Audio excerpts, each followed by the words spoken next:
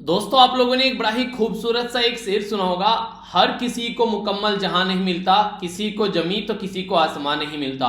जिंदगी इस तरीके से बनाई गई है कि एक इंसान को एक चीज मिल जाती है तो दूसरे इंसान उसको उसके बदले में छोड़नी पड़ जाती है।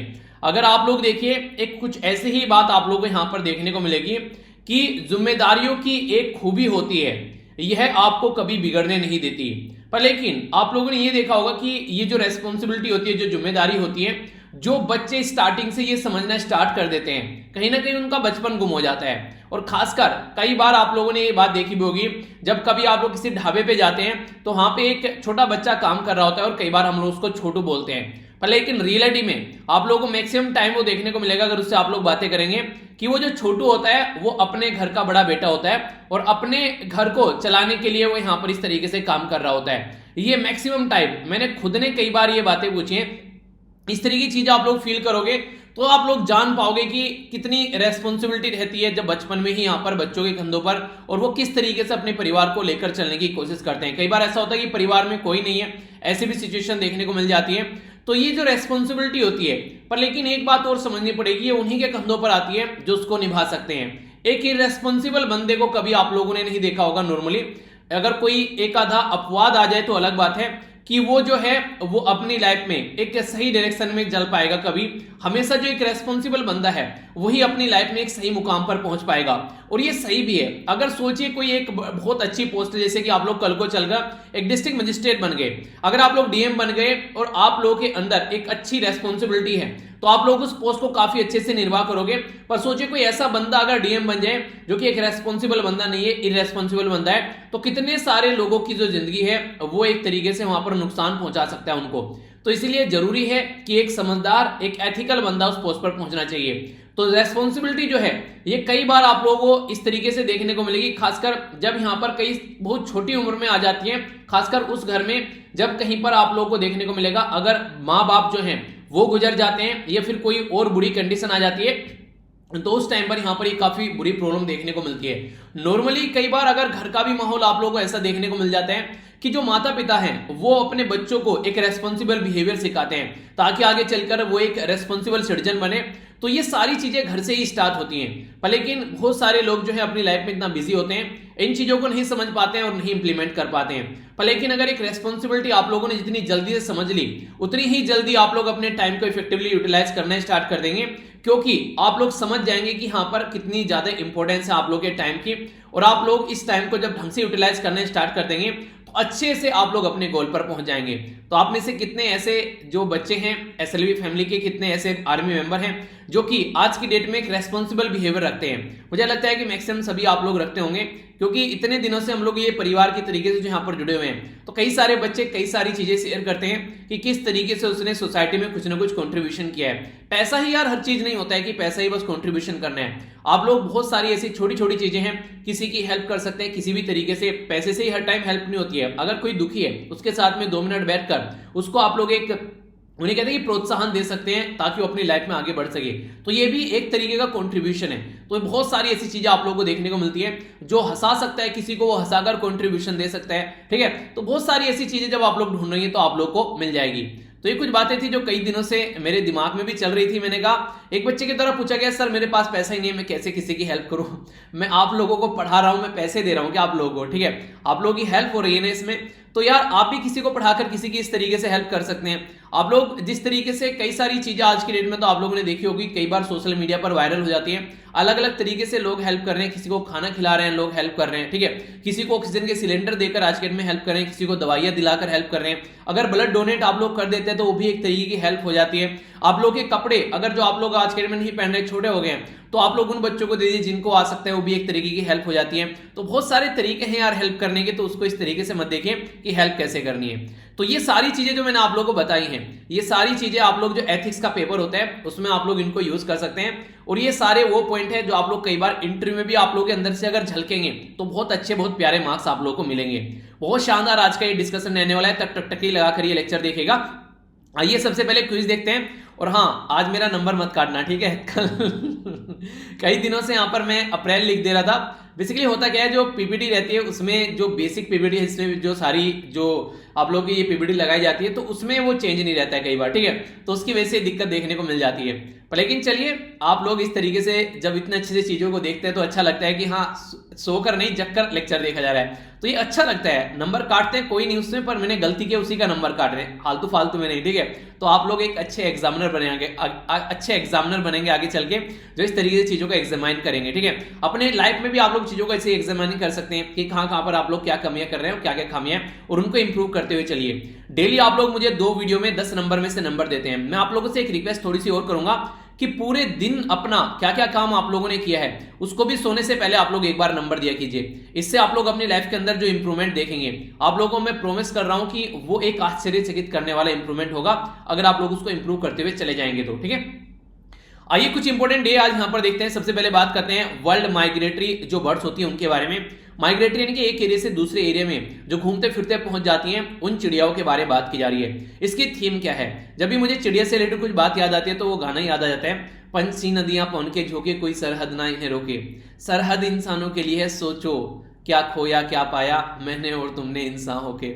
आइए आगे बढ़ते हैं। बात की जा रही है वर्ल्ड रेड क्रॉस डे के बारे में। ये काफी इंपॉर्टेंट डे है, इसकी थीम आप लोगों को बतानी है, डिटेल में इसके बारे में डिस्कस करूंगा। यूनियन हेल्थ मिनिस्ट्री के द्वारा अभी यहां पर मेंशन किया गया कि जो सेंट्रल लिस्ट होती है, अभी यहां पर हमारी कंट्री में बेसिकली ये था कि साइबर क्राइम जो बढ़ रहे हैं तो उसके लिए कुछ वॉलंटियर बनाने का प्रोग्राम किया गया था। वॉलंटियर मतलब जैसे कि मैं कई बार आप लोगों को बोलता हूं कि आप लोग एसएलवी फैमिली के वॉलंटियर बन सकते हैं, एसएलवी आर्मी के वॉलंटियर, आप लोग जाकर लोगों को पढ़ा सकते हैं, ठीक है। जो भी उनसे बन पड़े, जो भी वो दे, उसी में आप लोग उनको पढ़ाइए, आप लोग की जेब का खर्च भी निकल जाएगा। तो ये एक तरीके से वॉलंटियर जो होते हैं वो ये देखेंगे कि कहीं साइबर क्राइम उल्टी सीधी हरकतें तो नहीं हो रही हैं, तो उसको रोका जाएगा।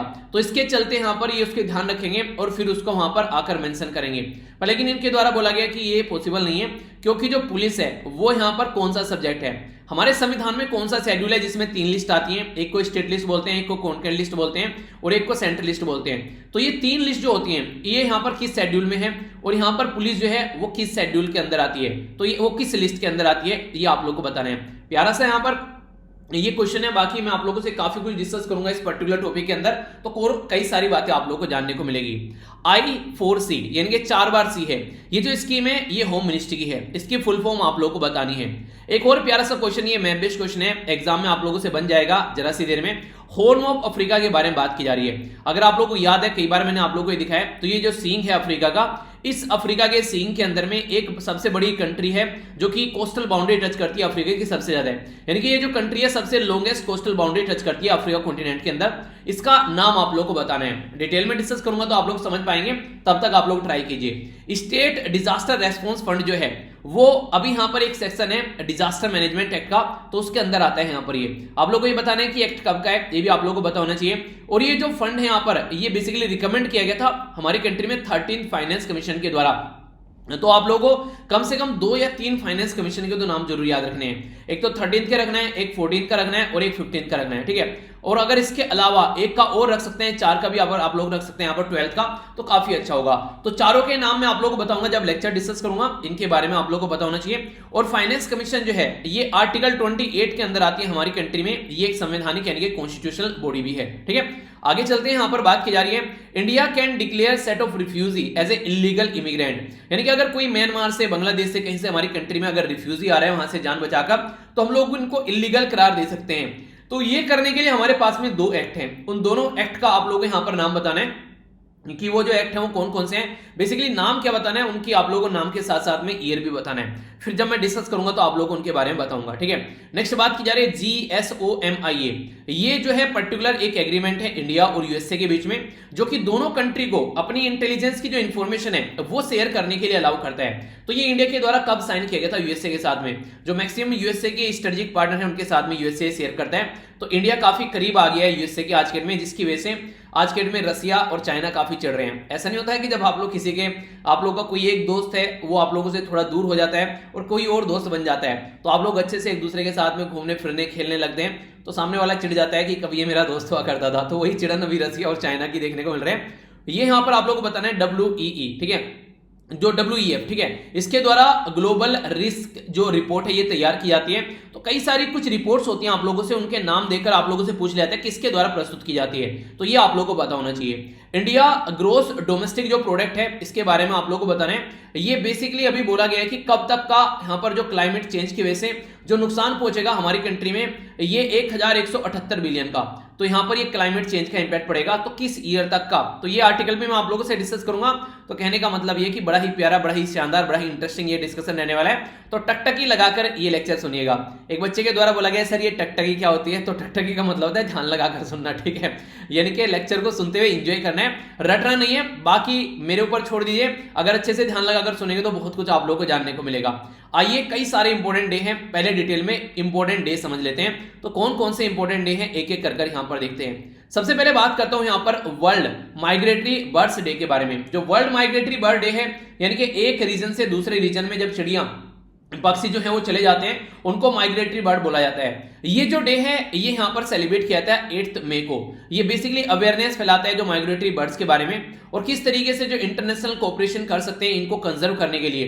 देखिए जो चिड़िया हैं, पक्षी हैं, ये एक मौसम से दूसरे मौसम में ये बेसिकली इसलिए जाते हैं क्योंकि मान लीजिए कहीं कड़ाके की सर्दी पड़ रही है तो वो वहां से अपनी जान बचाने के लिए ऐसे एरिया में जाएंगे जहां पर सर्दी कम हो, तो इस तरीके से अपनी जान बचा पाते हैं। कई सारे ऐसे भी आप लोगों को पक्षी देखने को मिलेंगे कि वो पर्टिकुलर एरिया में जाते हैं बस अपना बच्चा पैदा करने, अंडा वगैरह देने के लिए, तो ऐसे भी पक्षी आप लोगों को देखने को मिलेंगे।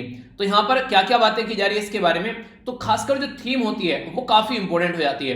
तो यहां पर बोला गया कि सिंग यानी कि एक तरीके से गाना गाइए, फ्लाई मतलब उड़िए, और सोर मतलब एक तरीके से ऊंची उड़ान भरना।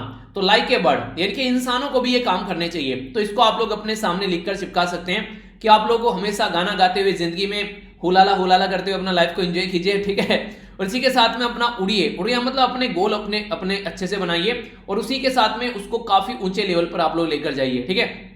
तो इस तरीके से मतलब लाइफ को एंजॉय कीजिए। लाइफ जो है यार एक तरीके से ये आप लोगों के ऊपर डिपेंड करती है।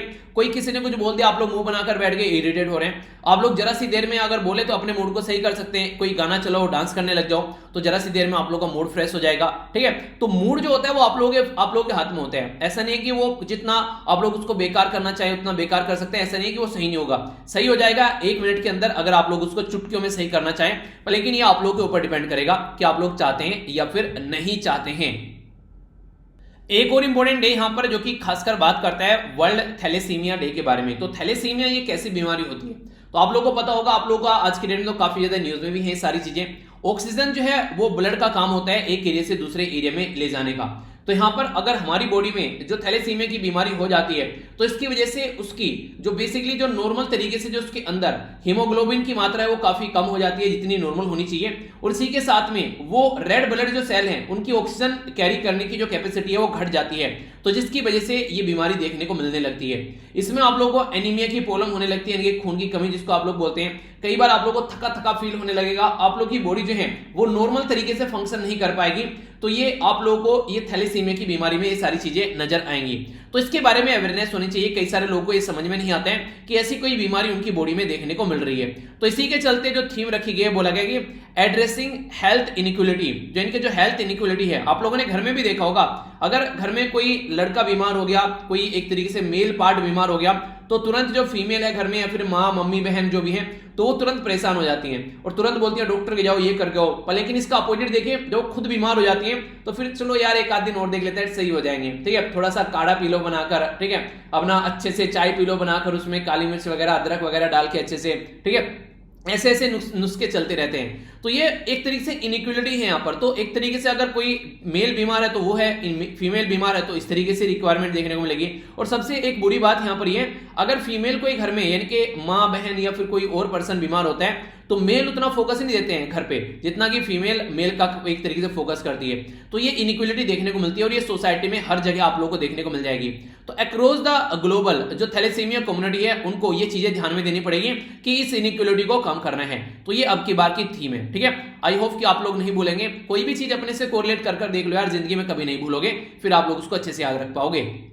ये यार काफी इंपॉर्टेंट ऑर्गेनाइजेशन मुझे लगती है। ये ऑल ओवर वर्ल्ड में काफी लार्ज स्केल पर लोगों की हेल्प करते हैं। कहीं कोई महामारी आ गई, कोई बीमारी आ गई या कोई और दिक्कत देखने को मिल रही है जहां भी लोग सफर कर रहे हैं, ये ऑर्गेनाइजेशन काफी लार्ज स्केल में हेल्प करती है। और जो पर्सनैलिटी है जिनके द्वारा ये ऑर्गेनाइजेशन बनाई गई थी उनका नाम है हेनरी डोनेट। और ये वो फर्स्ट पर्सनैलिटी है जिनको पहली बार कोई नोबेल प्राइज दिया गया था, ये यहां पर इनको मिला था। तो नोबेल प्राइज इन पीस वो सबसे पहला इन्हीं को मिला था।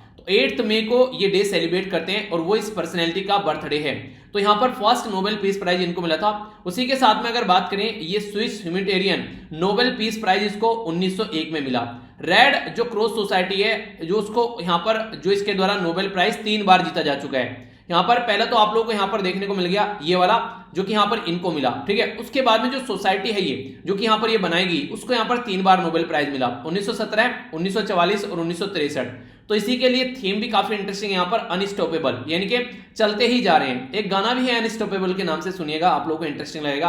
अनस्टॉपेबल अगर आप लोगों को सुनेंगे तो आप लोगों के अंदर जोश आएगा कुछ करने का। देखिए, जब भी आप लोगों को ऐसा डल डल फील होने लगे ना लाइफ में कि यार पता नहीं कैसे चल रही है, क्या हो रहा है, तो थोड़ा सा मूड फ्रेश कीजिए, उठकर अपना क्या कीजिए, कोई सॉन्ग सुन लीजिए, ठीक है, थोड़ा सा उछल कूद कर लीजिए, कुछ भी ऐसा कीजिए जिससे कि आप लोगों का मूड जो है वो अपलिफ्ट हो जाए और आप लोग चीजों पर अच्छे से फोकस करने लगे, ठीक है। आइए आगे चलते हैं, यहाँ पर शॉर्ट न्यूज के बारे में बात करते हैं। यहाँ पर ये जो न्यूज है कहने के लिए शॉर्ट है पर थोड़ी सी लॉन्ग हो गई फिर आप लोग बोलते हो कि सर शॉर्ट न्यूज बोलकर लंबी न्यूज चिपका देते हो। देखिए यार, मेरा बेसिक पर्पज ये होता है कि न्यूज चाहे शॉर्ट हो चाहे लॉन्ग हो पर समझ में आनी चाहिए, ठीक है, ताकि एग्जाम में आप लोग उसको अच्छे से अटेम्प्ट कर सको। आज के डेट में अगर बात करें, आप लोगों से कोई पूछे हमारे संविधान के अंदर कितनी लिस्ट है, तो 3 लिस्ट है। एक को बोलते हैं सेंट्रल लिस्ट, दूसरे को बोलते हैं स्टेट लिस्ट और तीसरे को बोलते हैं कॉन्करेंट लिस्ट। ये सारी लिस्ट कहां पर रखी हुई है, तो 7वें शेड्यूल में रखी गई है संविधान के अंदर में। सेंट्रल लिस्ट में अगर मोटे मोटे तौर पर मैं आप लोग को बताऊं तो जैसे कि डिफेंस हो गया, बैंकिंग हो गया, करेंसी हो गया, फॉरेन अफेयर, कम्युनिकेशन, ये सारे इनके ऊपर रूल और रेगुलेशन अगर कोई बनाना है पार्लियामेंट के अंदर तो ओनली सेंटर बना सकता है, स्टेट इसके ऊपर कुछ नहीं करेगा। बाकी अगर स्टेट लिस्ट के बारे में बात करें, जैसे पुलिस हो गया, ट्रेड हो गया, एग्रीकल्चर हो गया, इरिगेशन हो गया, एग्रीकल्चर इरिगेशन ये सारे जो हैं ये स्टेट के हिस्से में आते हैं, सेंटर इसमें इंटरफेयर नहीं कर सकता है, ठीक है। तो ये बातें देखने को मिलती हैं। अगर कॉन्करेंट लिस्ट के बारे में बात करें, जैसे एजुकेशन हो गया, एजुकेशन अभी हमारे कंट्री में जो नेशनल एजुकेशन पॉलिसी लेकर आए ये 2020 की, ये इसी के तहत यहां पर लाई गई। पर लेकिन पहले ये स्टेट लिस्ट के अंदर आया करता था। इसको हमारी कंट्री में 76 कॉन्स्टिट्यूशन अमेंडमेंट किया गया 1976 में, 42 कॉन्स्टिट्यूशन अमेंडमेंट किया गया 1976 में, ठीक है, जिसको आप लोग मिनी कॉन्स्टिट्यूशन भी बोलते हैं। तो ये जो कॉन्स्टिट्यूशन अमेंडमेंट किया गया उसके चलते एजुकेशन को इसके अंदर डाला गया, ठीक है। अभी यहां पर बेसिकली हेल्थ के बारे में बात करें, हेल्थ भी इसमें आएगा आप लोग का स्टेट लिस्ट में कि उसको भी कॉन्करेंट लिस्ट में आयो। बाकी फॉरेस्ट हो गया, ट्रेड हो गया, ठीक है। अब जब ट्रेड की बात करते हैं तो एग्रीकल्चर में भी ट्रेड आएगा। तो एग्रीकल्चर में जब ट्रेड आ जाता है तो उसी ट्रेड को लेकर हमारी कंट्री में अभी जो तीन अभी किसानों से रिलेटेड जो एक्ट लेकर आएंगे जिसमें किसान प्रोटेस्ट कर रहे हैं, तो सेंटर इसीलिए लेकर आ गया क्योंकि यहां पर ट्रेड वाली कैटेगरी में उसको डाल दिया कि हम भी इसके ऊपर लॉ बना सकते हैं, ठीक है। तो ये समझना काफी इंपॉर्टेंट है। मैरिज, शादीवादी, एडॉप्शन या फिर जो सक्सेशन जो प्रॉपर्टी का होता है, तो ये सारी चीजें कॉन्करेंट लिस्ट में आती है, यानी कि सेंटर और स्टेट दोनों लॉ बना सकते हैं। पर लेकिन अगर सेंटर ने पहले लॉ बना दिया तो फिर स्टेट को उसके हिसाब से चलना पड़ेगा। पॉलिटी के अंदर जाकर देखिएगा, ये सारा डिटेल में मैंने आप लोगों को पढ़ा रखा है। ये यहाँ पर जो भी लिस्ट होती है तो आप लोग सर्च कर लीजिएगा, तभी आप लोगों को सारा लेक्चर दिख कर जाएगा, जिसमें आप लोग कोई कंफ्यूजन नहीं होगा। पॉलिटी में कोई भी पॉइंट आया करे उसको सर्च कर ले कीजिए अगर आप लोग अच्छे से अपना कमांड बनाना चाहते हैं, ठीक है। तो ये है हमारा प्यारा सब्जेक्ट जिसको आप लोग एंजॉय कर सकते हैं, जिसका नाम है पॉलिटी, ठीक है। आइए आगे चलते हैं। यहां पर बात की जा रही है यूनियन होम मिनिस्ट्री के बारे में, जो कि अमित शाह जी के अंडर में। इनके द्वारा यहां पर भी बोला गया कि यार देखो, हम लोग काम तो कर सकते हैं कि साइबर वॉलंटरी प्रोग्राम में यहां पर काम तो कर सकते हैं, पर लेकिन नहीं कर पा रहे। क्यों? क्योंकि पुलिस जो है वो स्टेट लिस्ट के अंदर में आता है, और जब स्टेट लिस्ट के अंदर आता है 7वें शेड्यूल के अंदर, तो ये हमारी रेस्पॉन्सिबिलिटी नहीं बनती है, ये स्टेट की रेस्पॉन्सिबिलिटी बनती है। तो यहां पर जो मिनिस्ट्री है उसके द्वारा यहां पर साइबर जो क्राइम है उससे रिलेटेड एक ग्रीवेंस पोर्टल बना गया, यानी कि यहां पर जाकर आप लोग अपनी बातें बता सकते हैं कि यार ये दिक्कतें देखने को मिल रही है, इसमें आप लोग बता सकते हैं चीजों को। बेसिक पर्पज इसका ये रहता है कि अगर कोई ऐसी चीजें हो रही है उनको रोका जा सके, अनलॉफुल एक्टिविटी को, तो ये फोकस रहता है। तो इंटरनेट जो फ्रीडम फाउंडेशन है वो यहाँ पर ग्रुप जो है वो काम करते हैं इन सब चीजों को सर्विलेंस करने का, और खासकर सोसाइटी में अगर कोई ऐसी हरकतें देखने को मिलती हैं तो उनको रोका जा सके। अभी यहाँ पर बात की जा रही है, प्रोग्राम का बेसिक पर्पस था कि 500 के करीब वॉलंटियर किए जाएं, 200 साइबर अवेयरनेस प्रमोटर यहाँ पर और 50 साइबर एक्सपर्ट। पर लेकिन अभी आप लोगों को बताया मैंने कि क्या दिक्कत देखने को मिल रही है। नेशनल साइबर क्राइम इकोसिस्टम जो है यूनिट मैनेजमेंट, ये यहाँ पर आता है साइबर क्राइम जो वॉलंटियर प्रोग्राम है। इसी के साथ में ये जो है सारा ये है पार्ट हमारी कंट्री में Indian cyber crime coordination centre. तो ये सारी चीजें एक दूसरे से कनेक्ट आप लोगों को देखने को मिलेगी, जो कि मिनिस्ट्री ऑफ होम अफेयर के अंडर में आती है। बनाया गया इसको 2020 में। इसके लिए पैसा दिया गया है, 415 करोड़ दिए गए ताकि सिचुएशन को कंट्रोल किया जा सके।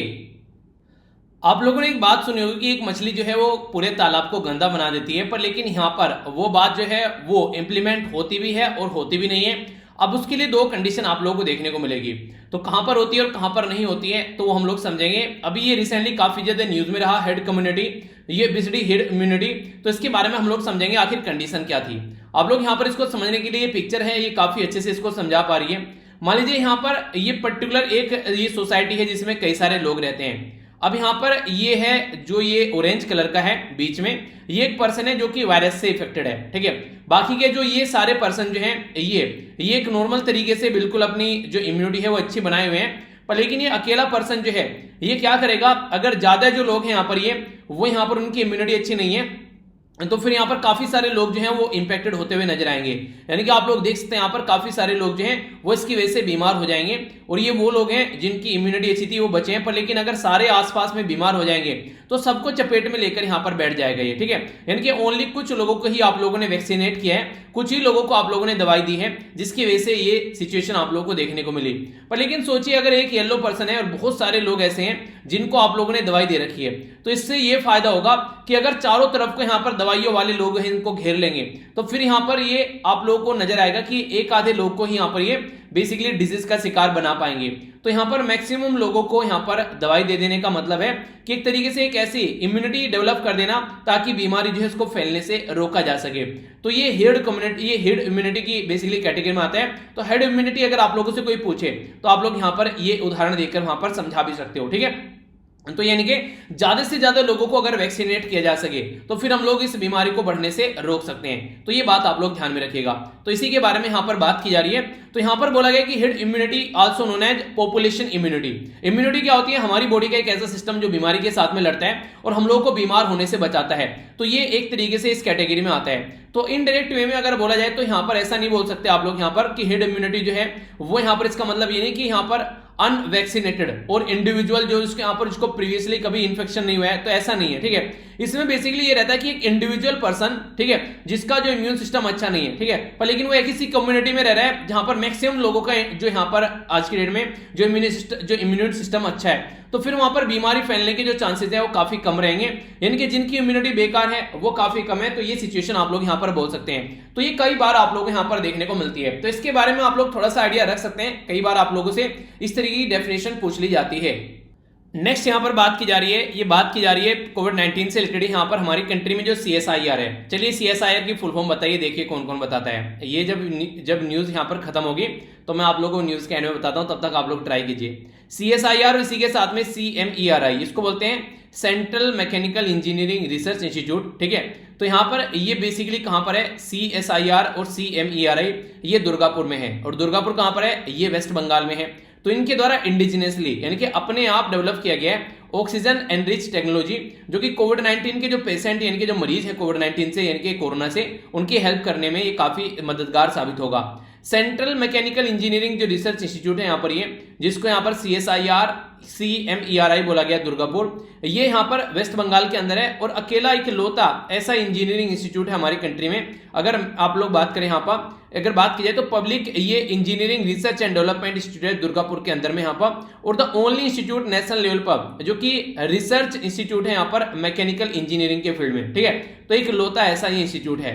CMERI ये फाउंड किया गया था 1958 यानी कि 1958 में। अब बात करते हैं यहाँ पर, आप लोगों से पूछे CSIR के बारे में, तो CSIR को अगर आप लोग बोले तो इसको बोलते हैं council of scientific and industrial research. नाम से आप लोग देख सकते हैं, नाम में लिख दिया गया कि काउंसिल है जो साइंटिफिक यानी कि साइंस रिलेटेड और इंडस्ट्रियल रिसर्च करने का यहाँ पर काम करती है। तो इसकी जो गठन किया गया था 1942 यानी कि आजादी से पहले इसका गठन किया गया। तो अंग्रेजों के जमाने का जेलर है ये, ठीक है। तो ये प्राइम मिनिस्टर जो होते हैं वो जो हमारी कंट्री के वो इसके प्रेसिडेंट है, ठीक है। आज की डेट में इसके डायरेक्टर जनरल कौन है ये आप लोगों को बताना है। तो काफी इंपॉर्टेंट ये एक इंस्टीट्यूट है हमारी कंट्री में। मेनली जो इसको पैसा मिलता है, ये जो पॉइंट बताने जा रहा हूं थोड़ा सा ध्यान से सुनिएगा। यहाँ पर इसका क्वेश्चन आप लोगों से पहले बन चुका है और आगे भी बन सकते हैं। ये जो इंस्टीट्यूट है यहाँ पर CSIR, जिसको बोलते हैं council of scientific and industrial research, इसको जो पैसा मिलता है यानी कि जो फंड मिलता है वो तो मिलता है इसको ministry of science and technology से, ठीक है, क्योंकि साइंस और टेक्नोलॉजी के फील्ड में काम किया जा रहा है। पर लेकिन जो ये ऑटोनॉमस इंस्टीट्यूशन है ये रजिस्टर किसके अंदर है, ये रजिस्टर यहाँ पर सोसाइटी एंड रजिस्ट्रेशन जो एक्ट है 1860 का, उसके अंदर ये रजिस्टर है। ठीक है, तो इस तरीके से ये एक ऑटोनॉमस इंस्टीट्यूशन आप लोग बोल सकते हैं जो कि यहाँ पर इस तरीके से काम करता है। ओके, तो ये कुछ बेसिक इंफॉर्मेशन है। आई होप कि आप लोगों के माइंड में कोई कंफ्यूजन नहीं होगा। और ministry of science and technology है, कई बार खिचखिच हो जाते हैं खिचखिच दूर करो, वही बात है। तो यहाँ पर ये है डॉक्टर हर्षवर्धन साहब के अंडर में। ठीक है, आइए अब आगे बढ़ते हैं, नेशनल न्यूज के बारे में बात करते हैं। और ये जो नेशनल न्यूज है यहाँ पर ये निकल कर आ रही है कहां से, एक पर्टिकुलर कंट्री है सोमालिया। सोमालिया आप लोग देख सकते हैं यहाँ पर मैप में, आप लोग अच्छे से अंडरस्टैंड कर पाएंगे। थोड़ा सा इधर जाएंगे, ये है यहाँ पर अपनी प्यारी कंट्री और पास में हो गया यहाँ पर सोमालिया। इसका जो सींग यहाँ पर निकल रहा है, इसी के नाम पर इसको हॉर्न ऑफ अफ्रीका का नाम भी दिया जाता है। यहाँ पर कई सारी कंट्री इंक्लूड हो जाती हैं। पहले तो आप लोग ये याद रखिएगा, अफ्रीका के अंदर अगर कोई कंट्री ऐसी है जिसका सबसे ज्यादा कोस्टल बाउंड्री है तो वो सोमालिया है। इसकी कैपिटल है यहाँ पर मोगादिशु और इंडियन ओशन के अंदर ही आती है। ऊपर हो गया गल्फ ऑफ एडन, अरेबियन सी में यहाँ पर आप लोग को देखने को मिलेगी। अगर बात की जाए, आप लोगों से एक क्वेश्चन कई बार पूछा जाता है हॉर्न ऑफ अफ्रीका के बारे में, तो यहाँ पर 4 कंट्री आती है हॉर्न ऑफ अफ्रीका में।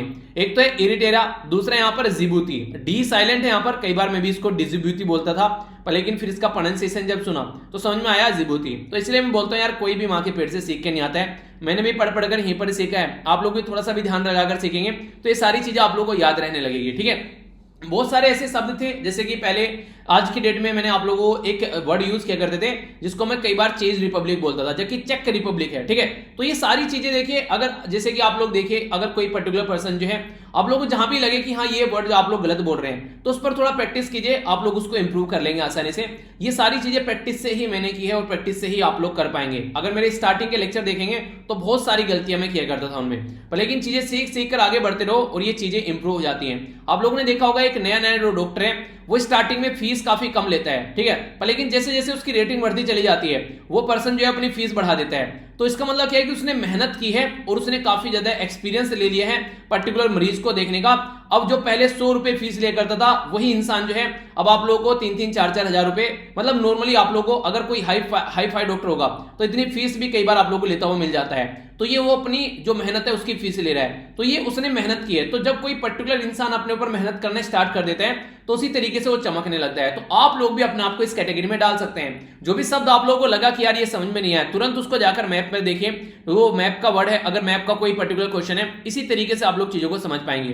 तो ये है एरिटेरा, इथोपिया, सोमालिया और जिबूती, तो 4 है हॉर्न ऑफ अफ्रीका की कैटेगरी में आते हैं। तो सोमालिया के बारे में हम लोगों ने अभी बात की। आखिर सोमालिया में ऐसा हुआ क्या, सोमालिया के अंदर यहाँ पर काफी फ्रजाइल यानी कि एक वीक आप लोगों को सिस्टम देखने को मिला जिसमें सिविल वॉर जैसी कंडीशन यहां पर हो गई।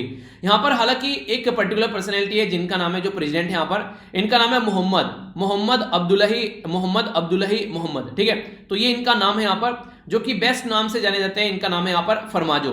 तो ये जो पर्टिकुलर पर्सनैलिटी है जो आप लोग पिक्चर में भी देख सकते हैं यहां पर, इनके द्वारा अभी एक हरकत की गई, बड़ी बदतमीजी वाली हरकत आप लोग बोल सकते हैं। वो हरकत ये है कि बिना इलेक्शन कराए हुए पार्लियामेंट के अंदर इनके द्वारा अप्रूवल ले लिया गया कि अपना जो टाइम ड्यूरेशन है उसको 2 साल के लिए और बढ़ा दिया जाए। यानी कि आप लोग इनको बोल सकते हैं अफ्रीका का पुतिन, जैसे पुतिन ने किया ना अभी काम, तो वही काम यहाँ पर ये कर रहे हैं। तो इसके चलते लोग जो है यार बड़े इरिटेट हो जाते हैं। तो कई सारे एरिया में, जैसे यहाँ पर नॉर्थ जो नेबरहुड मान के नॉर्थ सोमालिया में कई सारे एरिया हैं, जैसे यहाँ पर सनका, इसी के साथ में मेरेनाया, ये कई सारे एरिया हैं। यहाँ पर बीजी KM4, ये कई सारे एरिया में प्रोटेस्ट देखने को मिल गया इसके खिलाफ कि ये कैसी हरकतें कर रहे हो, इलेक्शन कंडक्ट नहीं करा रहे हो और इस तरीके से आगे चीजें बढ़ा रहे हो। तो लोगों को फिर यहाँ पर लगता है कि यार गलत इंसान के हाथ में एडमिनिस्ट्रेशन थमा दिए हैं अब। तो सोमालिया जो है यहाँ पर अभी प्रोटेस्ट देखने को मिल रहे हैं। तो कई सारी बातें बन जाती हैं। एक तो लॉन्गेस्ट कोस्टल बाउंड्री है सोमालिया की अफ्रीका, अगर मेनलैंड के अंदर आप लोग बात करेंगे। कैपिटल है इसकी मोगादिशु। करें जो आप बात करें कंट्री जो है ये हॉर्न ऑफ अफ्रीका का पार्ट है। ठीक है, मैंने भी बताया ना कि 4 कंट्री आती है हॉर्न ऑफ अफ्रीका में, तो एक यहाँ पर आप लोगों को ये भी देखने को मिलेगा। ठीक है, इसी के साथ में करेंसी है सोमालियन सिलिंग। इसी के साथ में जो प्रेसिडेंट है मैंने बताया दिया अभी, फरमाजो भी याद रख लीजिएगा अगर आप लोग रख पाते हैं। ठीक है, ये किस किस कंट्री के साथ में बॉर्डर टच करती है, तो इथोपिया के साथ में वेस्ट में बॉर्डर टच करती है। ठीक है, इसी के साथ में यहाँ पर जिबूती के साथ में नॉर्थ वेस्ट में टच करती है। अगर बात की जाए यहाँ पर गल्फ ऑफ एदन के साथ में आप लोग देखते हैं यहाँ पर ये नॉर्थ में, और इंडियन ओशन के साथ में ईस्ट में, और केनिया के साथ में ये साउथ वेस्ट में, ठीक है। तो ये पर्टिकुलर इसकी बाउंड्री है जहां जहां पर ये बॉर्डर टच करती है। तो पर्टिकुलर पर्सन इन न्यूज में भी आप लोगों से क्वेश्चन पूछ ले जाते हैं, और ये तो सारी बेसिक इंफॉर्मेशन होगी जिसके बारे में कोई कंफ्यूजन नहीं होना चाहिए, ठीक है। आइए अब आगे चलते हैं नेक्स्ट न्यूज की ओर। बड़ी ही प्यारी और बड़ी ही इंटरेस्टिंग न्यूज है, ये एक काफी इंपॉर्टेंट न्यूज है। बात की जा रही है स्टेट डिजास्टर रेस्पॉन्स फंड के बारे में। अगर स्टेट के अंदर कोई डिजास्टर आ रहा है तो उसके रेस्पॉन्स के लिए, उसके साथ में लड़ने के लिए ये फंड तैयार किया जाता है। तो उसी के बारे में यहां पर बात की जा रही है। ओके, तो समझने की कोशिश करते हैं आखिर न्यूज क्या है। हमारी कंट्री में एक एक्ट आया जिसको बोलते हैं आप लोग disaster management act. Disaster management act 2005 में ही क्यों आया, अगर मैं आप लोगों से पूछूं तो 2005 में यार इसलिए आया क्योंकि 2004 में सुनामी आई, तो हम लोगों ने ये एक्ट बना लिया ताकि चीजों को टैकल किया जा सके। क्योंकि जब तक सर पर कोई चीज आकर नहीं पड़ती है तब तक हम लोग चीजों को सुधारते नहीं है। ये बिल्कुल ऐसे जैसे एग्जाम जब तक आप लोगों के पास में नहीं आता है तब तक आप लोग पढ़ना स्टार्ट नहीं करते हैं। तो ऐसे यहाँ पर सुनामी आई तो लगा चीजें सुधार लेनी चाहिए। तो यहां पर अभी सेंट्रल गवर्नमेंट के द्वारा फर्स्ट इंस्टॉलमेंट जो है यहाँ पर जो स्टेट डिजास्टर रेस्पॉन्स फंड के अंदर जो यहां पर स्टेट को दी जाती है सेंट्रल गवर्नमेंट के द्वारा, तो अभी कोविड-19 की सेकंड वेव को ध्यान में रखते हुए वो पैसा प्रोवाइड करा दिया गया है। हालांकि वो पैसा जो है नॉर्मली दिया जाता था वो जून के महीने में, पर लेकिन कोविड-19 ने जो कमर तोड़ दी है पूरा देश की, उसके चलते ये अभी पैसा जो है ये अप्रैल के महीने में ही रिलीज कर दिया गया है। तो यहां पर इंपॉर्टेंट जो क्वेश्चन बन सकते हैं वो मैं आप लोगों से एक एक डिस्कस करता हुआ चलूंगा, तो इसके बारे में याद रखिएगा। तो सबसे पहले तो इंपॉर्टेंट यहां पर बात यह है कि ये फर्स्ट इंस्टॉलमेंट है, आगे भी इसकी इंस्टॉलमेंट आएगी। तो किसके द्वारा रिकमेंडेशन दी जाती है, तो ये जो रिकमेंडेशन दी जाती है ये फाइनेंस कमीशन के द्वारा रिकमेंडेशन दी जाती है। नॉर्मली जून में ये जाती है। तो फाइनेंस कमीशन हमारी कंट्री में एक संवैधानिक बॉडी है, आर्टिकल 280 के तहत फाइनेंस कमीशन आते हैं। इंपॉर्टेंट बात है, ठीक है। आगे चलते हैं। ये जो पर्टिकुलर इसके बारे में अगर बात करें, ये जो फंड है ये किसके अंदर बनाया गया है, तो ये हमारी कंट्री में जो डिजास्टर मैनेजमेंट एक्ट है उसका सेक्शन 48 का सबसेक्शन 1 और इसका सबसेक्शन ए 48 कम से कम आप लोग याद रखिएगा, इसके अंदर यहां पर इसको बनाया गया है। एक और इंपॉर्टेंट क्वेश्चन आप लोगों से डायरेक्ट क्वेश्चन पूछा सकता है, फिर बोलते हैं सर क्वेश्चन कहां से आ गया, तो भाई साहब यहां से आ गया। फिर बोलोगे कि विक सर ने बताया नहीं, बताया था, आप लोगों ने ध्यान से सुना नहीं, अगर सुनते हो रिवीजन करते तो याद रह जाता। तो 13th फाइनेंस कमीशन जो है यहाँ पर ये इसके द्वारा रिकमेंड किया गया। अब आप लोगों को मैंने बोला था 4 फाइनेंस कमीशन के आप लोगों को नाम बता दूं, तो अगर 12th फाइनेंस कमीशन के बारे में बात करें जो कि 2002 में, ठीक है, 12th फाइनेंस कमीशन 2002 में, इनको CR के नाम से याद रखना, सी रंगराजन, ठीक है। तो नाम आप लोगों ने सुना ही होगा, नहीं नाम तो सुना ही होगा। वो क्या नाम है, मूवी नहीं थी वो कौन सी थी, प्रेस रावल की, मेरा नाम ये है, नाम तो सुना ही होगा, नाम क्या था उसका, नाम भूल गया मैं। चलिए आगे चलते हैं, जिसमें सुनील शेट्टी और प्रेस रावल एक ही नाम के रहते हैं यार, वही वाली मूवी की बात कर रहा हूं। आगे बात करते हैं, यहां पर बात की जा रही है 13th फाइनेंस कमीशन के बारे में। तो 13th फाइनेंस कमीशन जो है वो 2007 में लाया गया। ये किसकी अध्यक्षता में था, तो ये डॉक्टर विजय जो एल केलकर साहब जी की अध्यक्षता में बनाया गया। जो यहाँ पर 14th फाइनेंस कमीशन ये काफी इंपॉर्टेंट रहा, ये यहाँ पर 2013 में लाया गया। तो ये किसकी अध्यक्षता में था यहाँ पर, तो यहाँ पर DY रेड्डी साहब जी की अध्यक्षता में था यहाँ पर, ठीक है। तो YV रेड्डी, तो डॉक्टर यानी कि DYV रेड्डी, ओके। नेक्स्ट जो लाया गया यहाँ पर 2017 में बनाया गया ये फाइनेंस कमीशन। तो यहाँ पर ये जो है 15th फाइनेंस कमीशन ये NK सिंह जी की अध्यक्षता में। तो ये बेसिक इन्फॉर्मेशन है। देखिए ये बनाए गए अलग अलग टाइम पे, पर इनका जो ड्यूरेशन रहता है रिकमेंडेशन का वो अलग अलग रहता है। तो जो बनाने वाला टाइम मैंने आप लोगों को बताया, जैसे यहाँ पर ये 2002 में, 2007 में, 2013 में, ये वाला टाइम जो है इनकी रिकमेंडेशन का टाइम है, इनके यहां से इनके द्वारा ये बनाया गया और इनके द्वारा रिकमेंड दी गई। पर वो टाइम ड्यूरेशन क्या है, ये फिल इन द ब्लैंक्स है, आप लोग इनका टाइम ड्यूरेशन भरिए कि कौन कौन सा फाइनेंस कमीशन का टाइम पीरियड जो है वो क्या क्या रहा, ठीक है। तो ये आप लोगों के लिए फिल इन द ब्लैंक्स है, इसको आप लोग भरिए, ये आप लोगों के लिए क्वेश्चन है। तो काफी इंपॉर्टेंट ये पोर्शन बोल सकते हैं, जिसके बारे में एक हल्का सा आइडिया आप लोग रख सकते हैं। अब कुछ बातें यहां पर समझेंगे, आखिर क्या क्या चीजें जिसको आप लोग समझ सकते हैं। एम क्या है इसका, एम तो यार ये है कि एक तरीके से अगर कोई प्रॉब्लम पड़ती है तो इमीडिएट रिलीफ दिया जा सके। और ये जो फंड है ये ऑडिट किया जाता है controller and auditor general of India, जिसको आप लोग कैग बोलते हैं। कैग यहां पर ये देखता है कि पैसा सही तरीके से खर्च किया गया या फिर उड़ा दिया है वैसी अय्यासी में, तो वो नहीं होना चाहिए, ठीक है। सेंटर के द्वारा जो कंट्रीब्यूशन दिया जाता है सबको इक्वल नहीं दिया जाता है, इनके सेंटर जो है वो सबको एक तरीके से नहीं देखते हैं। 75% जो जनरल कैटेगरी के स्टेट और यूनियन टेरिटरी है, यानी कि नॉर्मल स्टेट जो हमारे होते हैं उनको 75% दिया जाता है। बाकी का 90% जो रहता है वो स्पेशल कैटेगरी के स्टेट जो यूनियन टेरिटरी है, जो कि स्पेशल कैटेगरी में आते हैं, ठीक है। जैसे कि नॉर्थ ईस्ट में सिक्किम, उत्तराखंड या हिमाचल प्रदेश, जम्मू एंड कश्मीर, तो ये इसका बेसिकली डिस्ट्रीब्यूशन रहता है। तो यहाँ पर 75% देता है मिनिमम और 90% देता है मैक्सिमम। तो ये कैसी एक तरीके से की स्कीम की कैटेगरी में आ गया। तो यहाँ पर ये आप लोगों को देखने को मिलेगा, अगर आप लोग इसको बोलिए, एक तो होता है सेंट्रल सेक्टर स्कीम, एक होता है सेंट्रल स्पॉन्सर्ड। तो स्पॉन्सर्ड वाली कैटेगरी में आ गया क्योंकि मिलकर काम कर रहे हैं। सेंट्रल सेक्टर स्कीम में यानी कि सेंटर अकेला पैसा दे रहा है। एनुअल सेंट्रल कंट्रीब्यूशन जो है यहाँ पर 2 इक्वल इंस्टॉलमेंट में यहाँ पर जाते हैं, ये फाइनेंस कमीशन के रिकमेंडेशन के बेस पर। अगर बात करें किस किस बेस के लिए जाते हैं, जैसे कि साइक्लोन आ गया, सूखा आ गया, भूकंप आ गया, ठीक है, आग लग गई, फ्लड आ गया कहीं पर, सुनामी आ गई, या फिर हेल स्टॉर्म हो गया, यहाँ पर लैंडस्लाइड हो गई, यहाँ पर ये एवलांचे। एवलांचे क्या होता है, बर्फ का जो पहाड़ निकल कर आता है, तो इसको आप लोग एवलांचे बोलते हैं। ओके, ये कंडीशन जो बनती है, ठीक है। अगर बात करें यहाँ पर नेक्स्ट जो बात की जा रही है क्लाउड बर्स्ट के बारे में, आप लोगों ने देखा कि धुआंधार बारिश हो गई, तो ये क्लाउड बर्स्ट की कैटेगरी में आता है, दुनिया भर की बारिश अगर कहीं पर हो जाना, ठीक है। तो ये सारी सिचुएशन आप लोगों को देखने को मिलती हैं। तो कहीं पर कोई ऐसा पेस्ट का अटैक हो गया, जैसे कि टिड्डी का अटैक हो गया, फ्रोस्ट हो गया, कोल्ड वेव आ गया, तो अगर कोई ऐसी कंडीशन बनती है तो इनके लिए ये पैसा दिया जाता है, अगर ये सिचुएशन को कंट्रोल किया जा सके, ठीक है।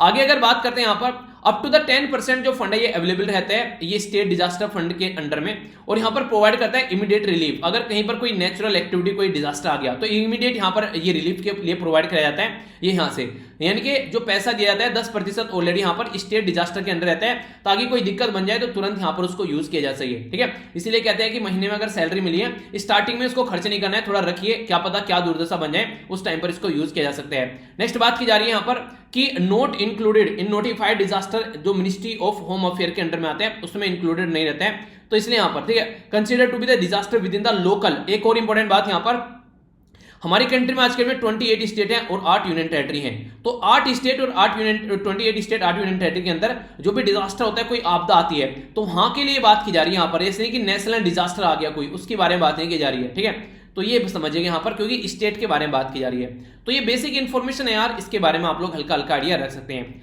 आगे चलते हैं, ये स्टेट के बारे में जो न्यूज है ये एक इंपॉर्टेंट न्यूज आप लोग यहाँ पर बोल सकते हैं। बात की जा रही है यहाँ पर मणिपुर के बारे में, तो मणिपुर के जो हाई कोर्ट है उनके द्वारा यहाँ पर अभी जो म्यांमार से हमारी कंट्री में कई सारी जो कम्युनिटी आती है उसको लेकर यहाँ पर अभी कुछ गाइडलाइन दी गई है, कुछ ऑर्डर दिए गए हैं। बोला गया हाई कोर्ट के द्वारा मणिपुर को ऑर्डर की सेफ पैसेज होना चाहिए, जो 7 म्यांमारी नेशनल हमारी कंट्री में आए हैं जो मणिपुर के अंदर में, ठीक है।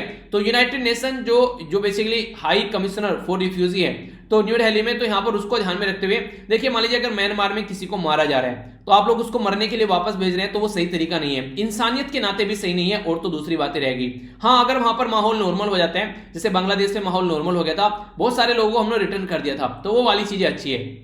अगर आप लोगों को म्यांमार के बारे में कुछ अच्छी अच्छी बातें बताऊं, 1962 यानी कि 1962 से लेकर 2011 तक का मिलिट्री रूल रहा, 2011 से लेकर 2021 तक का क्वाजाई यहाँ पर डेमोक्रेसी रही, यानी कि पार्लियामेंट्री इलेक्शन होते थे और कई सारे रिफॉर्म किए गए, पर लेकिन मिलिट्री जो है वो पैरेलल में, वो नहीं कहते कि आधे में राम और आधे में गाम, यानी कि आधे में मिलिट्री और आधे में डेमोक्रेटिकली इलेक्टेड गवर्नमेंट। मिलिट्री के अंदर कई सारी मिनिस्ट्री भी रहती हैं। प्रेजेंट टाइम पर यहाँ पर मिलिट्री रूल है, क्योंकि आंग सांग सुई की जो कि एक काफी इंपॉर्टेंट डेमोक्रेटिक लीडर थी वो जेल में पड़ी हुई है। उनको नोबेल प्राइज कब दिया गया था आप लोग ये बताइए, ये लोगों को पता होना चाहिए, पर्टिकुलर पर्सनैलिटी न्यूज में क्वेश्चन बन सकता है। मणिपुर हाईकोर्ट के द्वारा बोला गया कि no clear refugee protection policy और फ्रेमवर्क, हमारी कंट्री में कोई ना तो क्लियर रिफ्यूजी प्रोटेक्शन पॉलिसी है ना ही कोई फ्रेमवर्क है, तो असाइलम ग्रांट करना इस तरीके से नंबर ऑफ रिफ्यूजी को नेबरहुड कंट्री के लिए, तो ऐसा नहीं कि पहली बार कर रहे हैं हम लोग लार्ज नंबर पर, हम लोग पहले भी ये एक्टिविटी कर चुके हैं। अगर पहले आप लोग एक बार म्यांमार को देखना चाहते हैं तो आप लोगों ने सुना होगा बर्मा, तो बर्मा भी म्यांमार का ही नाम है, ठीक है। तो यहाँ पर ये पर्टिकुलर हमारी कंट्री के साथ में बॉर्डर टच करता हुआ नजर आता है, ये हो गया यहाँ पर म्यांमार। इरावदी जो रिवर है वो एक काफी बड़ी रिवर है जो कि इसमें से होकर गुजरती है, तो ये आप लोग देखते हैं अरेबियन जो अंडमान निकोबार वाले एरिया में, ये बे ऑफ बंगाल के अंदर जाकर गिरती है। नाइपाई ताऊ इसकी कैपिटल है, ठीक है, तो ताऊ याद रख लीजिएगा और म्यांमार क्यात इसकी करेंसी आप लोग को देखने को मिलेगी, ठीक है। और यहाँ पर बर्मी जो है वो ऑफिशियल लैंग्वेज है। कुछ और इंपॉर्टेंट बातें समझते हैं। जो यहाँ पर बहुत सारे लोग जो है आज के डेट में जो अफगानिस्तान और म्यांमार से हमारी कंट्री में रिफ्यूजी बनकर आए, पर इंपॉर्टेंट बात यह है कि यूएन जो रिफ्यूजी का कन्वेंशन है 1951 का, उसके पार्ट हम लोग नहीं है, पर लेकिन इंसानियत के नाते जो यहाँ पर हम लोगों ने साइन किया है universal declaration of human right, उसका तो पार्ट है, तो उसके हिसाब से हम लोग को इनकी हेल्प करनी चाहिए। और यहाँ पर इंटरनेशनल कन्वेंशन ऑन सिविल और पॉलिटिकल राइट, ये 1966 का है, इसके भी हम लोग पार्ट है। पर लेकिन आर्टिकल जो 21 है वो भी यहाँ पर कुछ बातें बोलते हैं। वो क्या बोलते हैं? वो बोलते हैं राइट नोट रेफ्यूमेंट, ठीक है। तो इसके बारे में थोड़ा हम लोग समझेंगे ये एग्जैक्टली है क्या।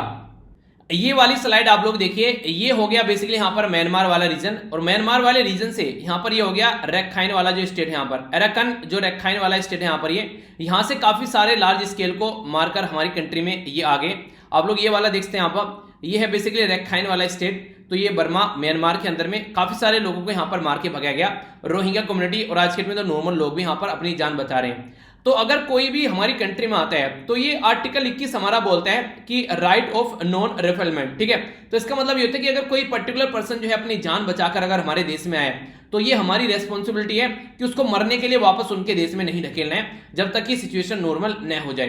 तो ये एक इंपॉर्टेंट पॉइंट आप लोग जरूर याद रखिएगा। आर्टिकल 21 यहां पर ये बात करता है। अगर बात करें इंडिया और म्यांमार के बीच में कितना बॉर्डर है तो 1643 बॉर्डर है। अगर आप लोगों से पूछे कि यहां पर किस किस के लिए कितना है तो अरुणाचल प्रदेश के लिए 520 किलोमीटर के करीब देखने को मिलेगा, नागालैंड 215 करीब, मणिपुर 398 और लगभग मिजोरम में जो है 510। यानी कि सबसे बड़ा जो बॉर्डर टच करता है वो करता है अरुणाचल प्रदेश, ठीक है। दूसरा करता है यहाँ पर यह है मिजोरम, ठीक है। यानी कि सुबह को उठना है एम पर अगर बॉर्डर नापना है तो सबसे ज्यादा इन्हीं के पास में है। तीसरा है यहाँ पर मणिपुर, फिर से एम आ गया और फिर से आ गया एन, ठीक है। तो यहाँ पर एम के बाद में एन आता है तो ये भी याद रख लेना। तो यहाँ पर ए एम स्क्वायर एन, ठीक है। तो अरुणाचल प्रदेश हो गया, दूसरा हो गया यहाँ पर मिजोरम, ठीक है। तो यानी कि सुबह सुबह मजे लिए रम पीकर, याद रख लेना इस तरीके से, ठीक है। पीने मत बैठ जाना तो यहां से इसको याद रखने के लिए कुछ भी आप लोग यार तिकड़मबाजी लगाइए, एग्जाम में आप लोग के कई फैक्चुअल क्वेश्चन बन जाते हैं तो क्वेश्चन का आंसर सही देना है, ये फोकस होना चाहिए, ठीक है। तो यहाँ पर जो बेसिकली जो यहाँ पर ये जो लोग आते हैं यहाँ पर कई सारे फैमिली टाइज देखने को मिलेंगे बॉर्डर की साइड में, और ना तो यहाँ पर कोई ऐसा है कि हम लोगों ने कोई बाढ़ लगा रखी है और काफी पोरस एरिया है, एक दूसरी कंट्री में आ जा सकते हैं। फ्री मूवमेंट देखने को मिलते हैं with in 60 kilometre either side आप लोग जा सकते हैं। बॉर्डर पासेज देखने को मिल सकते हैं 1 ईयर वैलिडिटी के साथ में, इशू किया जाता है कॉम्पिटेंट अथॉरिटी के द्वारा। और यहाँ पर आप लोग अप टू द 2 वीक जो है पर विजिट आप लोग नॉर्मली स्टडी एक तरीके से रुक सकते हैं, ठीक है। तो ये दोनों कंट्री के बीच में कुछ बातें हैं। रोहिंग्या कम्युनिटी जो माइग्रेंट हुए यहाँ पर म्यांमार से, एथनिक जो मुस्लिम कम्युनिटी है म्यांमार के अंदर रैखाइन वाले स्टेट में, और उसमें भी जो अराकन वाला रीजन है, तो इनको मारकर भगाया गया। तो 1,68,000 के करीब 2012 से यहाँ पर ये काफी ज्यादा भागकर हमारी कंट्री में भी आए, नॉर्थ ईस्टर्न वाले रीजन में आप लोगों को देखने को मिल जाते हैं। तो जो डेमोक्रेसी है यहाँ पर, वो जो एक्टिविस्ट है यहाँ पर, चीन एथनिक जो ग्रुप है, तो यहाँ पर कई सारी प्रॉब्लम देखने को मिली। एक तरीके से पुलिसमैन के बीच में यहाँ पर जो दिक्कत हो गई, तो यहाँ पर तब से यहाँ पर ये सिचुएशन निकलकर सामने आई। इंडिया जो है, अगर हमारी कंट्री के बारे में आप लोग बात करिए तो ऐसे क्वेश्चन आप लोगों से पूछ लिए जाते हैं कई बार, इसके बारे में आप लोग कंफ्यूजन नहीं होना चाहिए, माइंड में क्लैरिटी होनी चाहिए। इसके बारे में बात करेंगे जो कि मैंने आप लोगों से क्वेश्चन भी पूछा था। तो यहाँ पर बात की जा रही है किसके बारे में कि हमारी कंट्री में इंडियन पासपोर्ट एक्ट है, तो ठीक है, ये है 1946 का, जिसके तहत आप लोग यहाँ पर ये काम करते हैं, ठीक है। तो यहाँ पर सॉरी ये फॉरेनर एक्ट है 1946 का, जिसके तहत यहाँ पर हम लोग इलीगल किसी पर्सन को बोल सकते हैं कि हाँ वो इलीगल तरीके से हमारी कंट्री में है, ठीक है। तो ये कौन सा एक्ट है यहाँ पर, ये याद रखिएगा, क्वेश्चन पूछ ले जाते हैं तो कंफ्यूजन नहीं होना चाहिए, ठीक है। तो 2 एक्ट के नाम ये याद रखिएगा, एक तो फॉरेनर एक्ट हो गया यहाँ पर, तो ये हो गया फॉरेनर एक्ट, और एक है यहाँ पर जो बेसिकली मैंने आप लोगों को बोला इंडियन पासपोर्ट एक्ट, ठीक है। तो इंडियन पासपोर्ट एक्ट जो है ये 1967 का है, ठीक है, ये वाला एक्ट 1967 का है, और ये कितने का है, ये है यहाँ पर 1946 का। तो ये अगर कोई हमारी कंट्री में इंसान गलत तरीके से आता है तो इलीगल करार उसको दे देते हैं। सिटीजनशिप अमेंडमेंट एक्ट है 2019 का, ये भी यहाँ पर आइडेंटिफाई करता है कि कौन यहाँ पर इलीगल है और कौन सिटीजन है। तो ये कुछ बातें हैं जो कई बार आप लोगों से पूछ ली जाती हैं, तो अगर कंफ्यूजन नहीं रहेगा तो अच्छा है, आप लोग ढंग से इसके बारे में बता भी पाएंगे, ठीक है। तो ये बेसिक इंफॉर्मेशन होगी इसके बारे में। आइए अब आगे चलते हैं। ये जो नेक्स्ट न्यूज है ये बात की जा रही है डिफेंस के बारे में। तो डिफेंस के बारे में क्या क्या बात की जा रही है, P-8I पेट्रोल एयरक्राफ्ट, तो यूएसए का जो स्टेट डिपार्टमेंट है उसके द्वारा अप्रूव कर दिए गए 6 P-8I जो पेट्रोल एयरक्राफ्ट है हमारी कंट्री के लिए। तो ये काफी इंपोर्टेंट है, यहाँ पर ये एक तरीके से इनक्रिप्टेड सिस्टम है, आसानी से मैसेज अगर भेजोगे तो यहाँ पर कोई उसको एक तरीके से एनकोड नहीं कर पाएगा, ठीक है, यानी कि डिकोड नहीं कर पाएगा, एनकोड कर दिया तो। लॉन्ग रेंज मैरीटाइम जो आप लोग अगर सिक्योरिटी करना चाहते हो उसके लिए, एंटी सबमरीन वॉरफेयर के लिए, जैसे कि नहीं पनडुब्बी चलकर काम करती है, डेवलप किया गया है बोइंग कंपनी के द्वारा। इसी के साथ में P-8A जो यहाँ पर पोजिडन, ये यहाँ पर इसका पहले वाला वर्जन था, अभी फिलहाल इसको जो यहाँ पर P-3 फ्लीट यहाँ पर आया, और यहाँ पर मैक्सिमम स्पीड 907 देखने को मिल रही है। हालांकि ये कोई को पूछेगा नहीं आप लोगों से। 1200 न्यूटिकल माइल्स तक यहाँ पर ऑपरेशन रेंज है। इसी के साथ में डिटेक्ट थ्रेट को न्यूट्रलाइज कर सकते हैं अगर कहीं से भी हमारी कंट्री के आसपास में आ रही है। तो ये एक्टिविटी यहाँ पर आप लोगों को देखने को मिलेगी। तो कई सारी ऐसी चीजें देखते हैं कि जो कि हमारी कंट्री जो है डिफेंस के फील्ड में काफी अच्छे से काम कर रही है। और खासकर अगर यूएसए के साथ में बात करूं, ये 4 इंपॉर्टेंट पॉइंट आप लोग जरूर याद रख लेना अगर इंडिया और यूएस के रिलेशन के बारे में कुछ लिखने के लिए आते हैं। जनरल सिक्योरिटी ऑफ मिलिट्री जो इंफॉर्मेशन एग्रीमेंट है, जिसको GSOMIA बोलते हैं, 2002 में इंडिया और यूएसए के द्वारा सेट किया गया। तो ताकि इंटेलिजेंस इन्फॉर्मेशन गैदरिंग को शेयर किया जा सके। Logistic exchange memorandum of agreement, जिसको लिमोआ बोलते हैं, ये अलाउ करता है दोनों कंट्री को एक एक्सेस कर सकें डेजिग्नेटेड जो मिलिट्री फैसिलिटी है रीफ्यूलिंग के लिए, इनके जो ईंधन वगैरह भरना हो, 2016 में साइन किया गया। Communication and information security memorandum of agreement बोलते हैं इसको, CISMOA, ठीक है। तो ये यहां पर आप लोगों को देखने को मिलेगा। कम्युनिकेशन कंपैटिबिलिटी सिक्योरिटी एग्रीमेंट, जिसको कोमकासा बोलते हैं, ठीक है। तो इंडिया के द्वारा स्पेसिफिक वर्जन है यहां पर CISMOA, जो कि साइन किया गया 2018 में, ठीक है। तो कोमकासा का ये इंडिया स्पेसिफिक वर्जन हो गया यहां पर। ये basic exchange and cooperation agreement के बारे में बात करें, इंडिया और यूएसए की मिलिट्री के द्वारा जियोग्राफिकल और सैटेलाइट जो डेटा है वो एक दूसरे के साथ में शेयर किया जाएगा। तो ये निकल कर यहाँ पर BECA, ठीक है, 2020 में। तो कई सारे ये एग्रीमेंट है जो यहाँ पर अभी आप लोगों को देखने को मिले। हमारी कंट्री में 2004 तक का वाजपेयी जी की गवर्नमेंट थी और फिलहाल अभी यहाँ पर नरेंद्र मोदी जी हैं पावर में। तो यहाँ पर पहले वाला भी यहाँ पर प्रेजेंट गवर्नमेंट के द्वारा ही साइन किया गया था और अभी भी यहाँ पर इन्हीं के द्वारा साइन किया गया ये एग्रीमेंट। यहाँ पर अगर बात करें किस किस कंट्री से हम लोग क्या क्या चीजें फोकस करें, खासकर यूएसए के बारे में बात करें, 2008 तक यूएसए से कुछ नहीं हम लोग खरीदे थे। 2009 में इंडियन जो नेवी है उसके द्वारा पहला इंटरनेशनल कस्टमर बना यहाँ पर P8 एयरक्राफ्ट का। 2016 में हम लोगों के द्वारा मेजर डिफेंस पार्टनर वाली कैटेगरी ले ली यूएसए से, क्योंकि देखिए यूएसए को तो फायदा हो रहा है, हम लोग उनसे सामान खरीदने डिफेंस के, तो वो तो आसानी से हम लोग को उपाधि देगा। ग्रांट की बात की जाए तो यहाँ पर आप लोगों को देखने को मिलेगा access same technology as NATO member. North Atlantic जो ट्रेडी ऑर्गेनाइजेशन है यूएसए की, वो की जो कि यूएसआर था उस टाइम पर नेटो यानी कि मेंबर बनाए गए, यानी कि कोल्ड वॉर के टाइम पर चीजों को टैकल करने के लिए। आज के डेट में ऑस्ट्रेलिया, जापान, साउथ कोरिया को ये फैसिलिटी मिल जाती है। स्ट्रेटेजिक ट्रेड ऑथराइजेशन तो हमको भी इन्होंने दे रखी है। इंडिया और यूएसए का जो ट्रेड टच करके यहाँ पर 20 बिलियन के करीब तो फायदा हो रहा है, तो इसलिए ये सारी चीजें करेंगे ही करेंगे।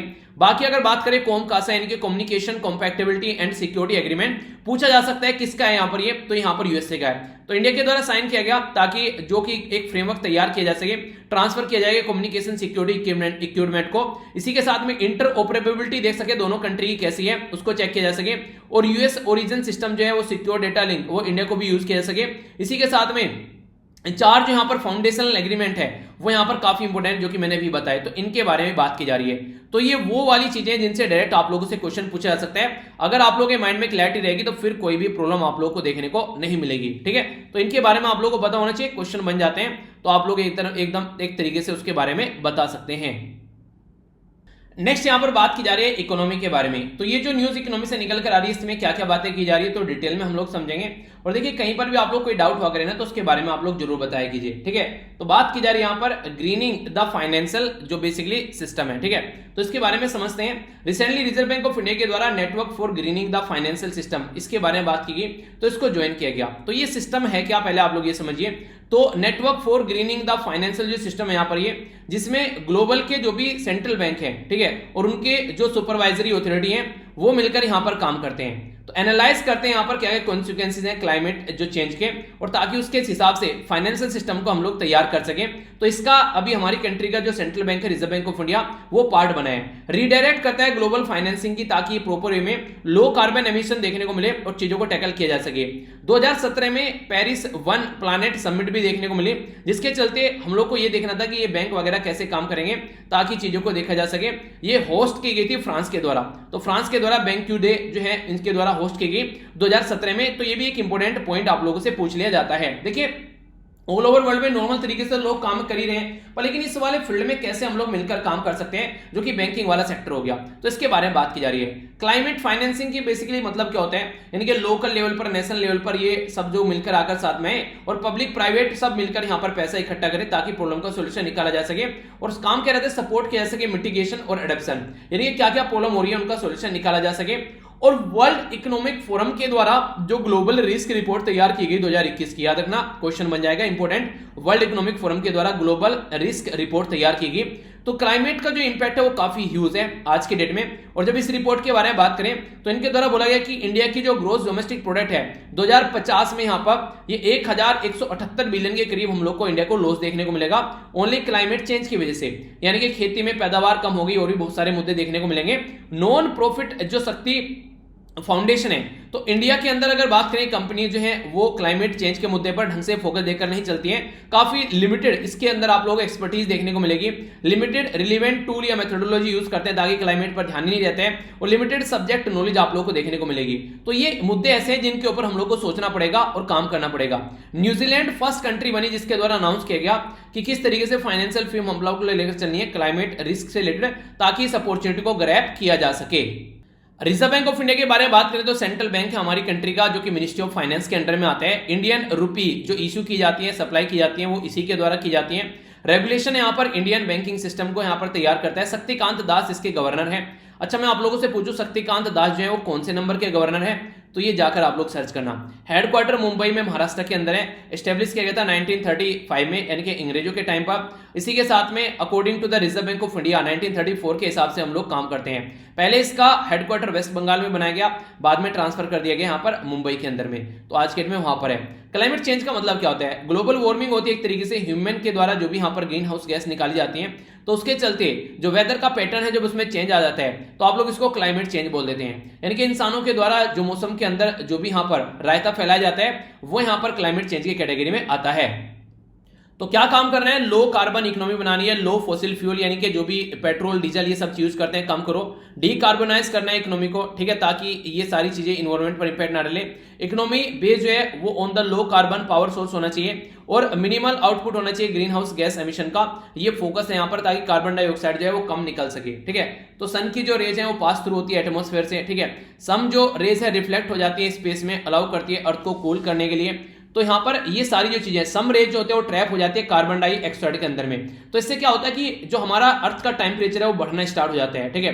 तो इंक्रीज कार्बन डाइऑक्साइड जो होता है उसकी वजह से जो पृथ्वी है वो हीट होने लगती है। तो एक तरीके से हीट बबल बन जाता है हमारी पृथ्वी का। तो उसी को रोकने की कोशिश यहां पर की जाती है और उसी के ऊपर यहां पर ये पूरा फोकस है, ठीक है। तो बेसिक इंफॉर्मेशन है, इसके बारे में याद रखना। तो ये था आज का डिस्कशन। कैसा रहा डिस्कशन एक बार देख लेते हैं क्या क्या डिस्कस किया। इंपॉर्टेंट जो डे डिस्कस किए हैं, ठीक है, World Migratory Day, Thalassemia Day और रेड क्रॉस डे। तो ये आप लोग जरूर याद रखना। शॉर्ट न्यूज काफी प्यारी थी जिसके बारे में डिस्कस किया। ये जो सेंटर स्टेट लिस्ट बताई याद रखना। 3 शॉर्ट न्यूज हम लोगों ने डिस्कस दी। हेड जो इम्यूनिटी है, जो हेड इम्यूनिटी बोलते हैं वो क्या है वो भी समझा, ठीक है। इसी के साथ में एक छोटी सी न्यूज थी CSIR और MERI के बारे में, वो समझा। नेक्स्ट हम लोगों ने यहाँ पर सोमालिया के बारे में कुछ बातें जानी, उसका मैप क्या है, हॉर्न ऑफ अफ्रीका क्या है, वो बातें समझी। नेशनल न्यूज के अंदर आप लोगों को देखने को मिलेगा स्टार डिजिटल फंड के बारे में जाना। फाइनेंस जो बेसिकली कमीशन है ये क्या क्या है, क्वेश्चन पूछे उनके बारे में जरूर बताना। बाकी कुछ हम लोगों ने ये सारी चीजें देखी जो कि आप लोगों को पता होना चाहिए, जो आप लोगों से क्वेश्चन पूछ लिया जाता है। नेक्स्ट यहाँ पर बात की, यहाँ पर जो अभी रिसेंटली म्यांमार से रिलेटेड जो प्रॉब्लम देखने को मिल रही है, तो मैप बेस्ड भी चीज देखिए। और ये क्वेश्चन म्यांमार से कौन कौन सा एरिया कितना टच करता है ये आप लोगों से एग्जाम में ही पूछा जा सकता है, तो कंफ्यूजन नहीं रखना है, ठीक है। डिफेंस के बारे में इंडिया और यूएसए के बारे में हम लोगों ने बात की जो कि काफी इंपॉर्टेंट है, तो याद रख सकते हैं इसके बारे में। काफी कुछ हम लोगों ने समझा, ये 4 इंपॉर्टेंट पॉइंट जरूर याद रखना। इकोनॉमी में अगर बात करें तो हम लोगों ने यहाँ पर कि किस तरीके से फाइनेंस सिस्टम स्टेब्लिश करने की बात की जा रही है अलग अलग कंट्री के द्वारा मिलकर क्लाइमेट चेंज के मुद्दे पर, तो हम लोगों ने जाना। तो ये भी एक इंपॉर्टेंट पॉइंट था, ठीक है। तो ये कुछ बातें जो हम लोगों ने डिस्कस की। तो कैसा रहा लेक्चर, अपने पॉइंट जरूर बताइएगा। और ये है अब आप लोगों के सामने quiz. World migratory bird day जो है और वर्ल्ड रेड क्रॉस डे दोनों की थीम बताइए। इसी के साथ में जो यहाँ पर पुलिस है वो कहां पर आती है, कौन से शेड्यूल में रखा गया है। I4C इसकी फुल फॉर्म आप लोगों को बतानी है। Longest coastal line horn of Africa के अंदर आता है, कौन सी कंट्री यहाँ पर। स्टेट डिजास्टर रेस्पॉन्स फंड किसके अंदर आता है, ये एक्ट कब का है, कौन सा सेक्शन है, और यहाँ पर कौन से फाइनेंस कमीशन के द्वारा इसको रिकमेंड किया गया था, ठीक है। नेक्स्ट यहाँ पर इंडिया के द्वारा डिक्लेयर किया गया इलीगल इमिग्रेंट, तो कौन से 2 एक्ट है उनके नाम बताइए। यहाँ पर बात की जा रही है GSOMIA, इसकी फुल फॉर्म आप लोग बताइए। इंडिया के द्वारा कब साइन किया गया। WEF के द्वारा यहाँ पर ग्लोबल रिस्क रिपोर्ट तैयार की जाती है, फुल फॉर्म बताइए। और इंडिया के द्वारा कब तक का यहाँ पर लगभग 1178 बिलियन खर्च किए जाएंगे इन सब मुद्दों के ऊपर क्लाइमेट चेंज से रिलेटेड, ठीक है। आइए आगे चलते हैं। अब थोड़ा सा रिवीजन कर लेते हैं जो कि आप लोगों को यहाँ पर देखने को मिलेगा, ठीक है। तो यहाँ पर बात की जा रही है जो आप लोगों से मैंने लास्ट वीडियो में डिस्कस किया था, जो साहेल रीजन है वो किस किस के बीच में पड़ता है। नेक्स्ट यहाँ पर बात की जा रही है एक्सपेरिमेंट का नाम बताइए। 40 जो दिन तक यहाँ पर लोग जो थे गुफा के अंदर गए थे, जो टाइम के सेंस को अंडरस्टैंड करने के लिए, ठीक है। बात की जाए यहाँ पर म्यांमार के बारे में बात की जा रही है, तो आसियान से रिलेटेड ये न्यूज है, कहां पर ये मीटिंग हुई ये बताइएगा। इंटर पार्लियामेंट्री यूनियन के अंदर हमारी रैंक कितनी रही ये बताइएगा। 8 कोर सेक्टर कितना कंप्राइज करते हैं अगर आईआईपी के बारे में बात करें तो ये आप लोग को बताना है। इंडेक्स ऑफ इंडस्ट्रियल जो प्रोडक्शन है ये यहाँ पर किस मिनिस्ट्री के द्वारा तैयार किया जाता है, तो ये भी क्वेश्चन आप लोगों से पूछ लिया जाता है, ठीक है, तो इसके बारे में आप लोग बताइएगा।